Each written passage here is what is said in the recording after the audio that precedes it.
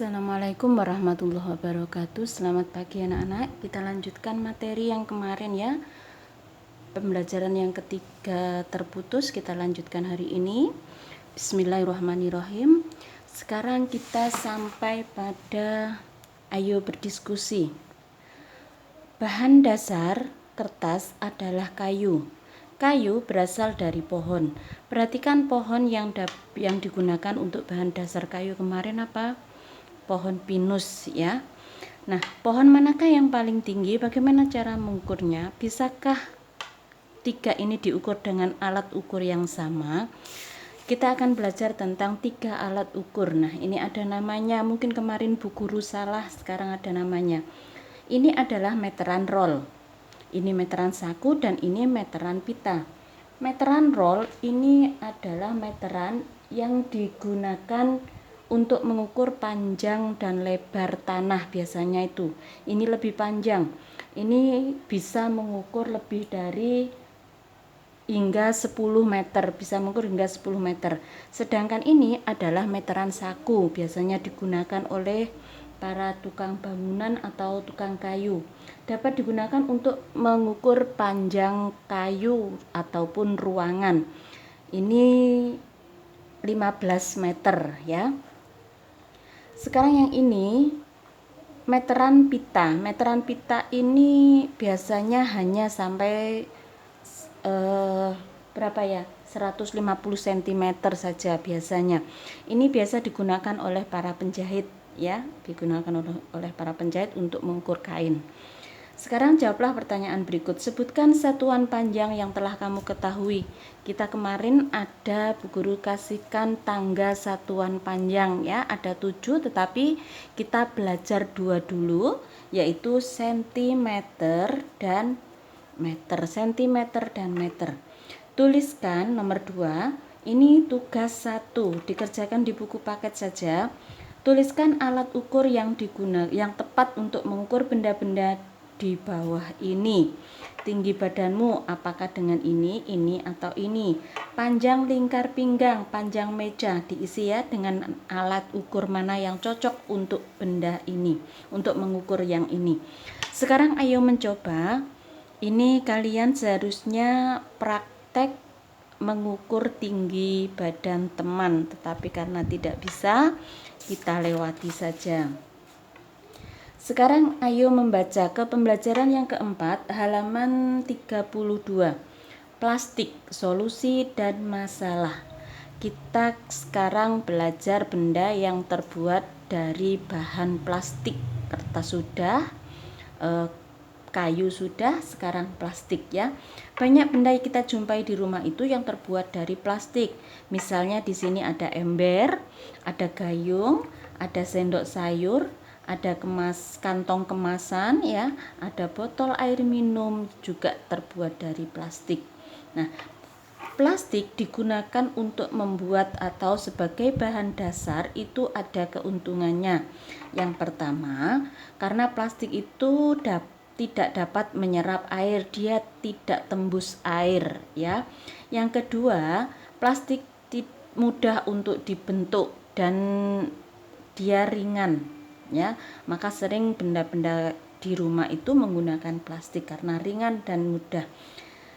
Tetapi di samping itu, di samping ada manfaatnya, plastik juga membawa masalah ya. Sampah yang terbuat dari plastik itu sulit terurai, dia tidak gampang terurai, tidak cepat hilang atau habis. Makanya harus dikurangi penggunaan sampah plastik. Perhatikan ada tabel di sini, kita akan membandingkan bahan benda yang sampah benda dan waktu yang dibutuhkan untuk terurainya benda-benda ini. Contoh di sini kertas, dia bisa terurai itu 2 sampai 5 bulan. Kertas saja lama ya, padahal dia bisa bisa remuk ya, dia bisa hilang, bisa kena air itu kan sudah bisa Sekarang kardus itu membutuhkan waktu 5 bulan, kulit jeruk itu 6 bulan, puntung rokok, kulit sepatu. Nah, sekarang yang plastik ini membutuhkan waktu 50 sampai 100 tahun untuk terurai. Ya, kaleng soft drink juga aluminium, bahkan ini yang paling tidak bisa ini styrofoam. Anak-anak tahu ya, styrofoam itu biasanya warna putih yang digunakan untuk tempat makan ya, tempat makan itu yang kalau kita beli-beli itu pakai styrofoam. Nah, kamu dapat membayangkan apabila kita membuang kantong plastik sekarang, maka kantong-kantong plastik tersebut akan terurai itu 10 sampai 20 tahun yang akan datang. Ya, begitu lamanya. Maka untuk mengurangi sampah plastik maka dapat dilakukan dengan 3 cara. Di garis bawahi ada reduce, ada reuse, dan ada recycle. Reduce itu mengurangi, reuse itu menggunakan kembali, recycle itu mendaur ulang. Ini diingat-ingat ya nak, dipahami, diperhatikan. Reduce adalah mengurangi penggunaan sampah plastik. Contohnya ketika berbelanja, sebaiknya kita membawa kantong dari rumah ya, supaya kita tidak banyak membuang-buang atau menambah sampah plastik. Itu caranya. Reuse adalah memanfaatkan kembali sampah plastik. Di garis bawahi. Contohnya kemarin anak-anak membuat pot bunga dari botol bekas. Nah, itu adalah salah satu bagian untuk mengurangi sampah plastik dengan cara reuse. Yang ketiga adalah recycle.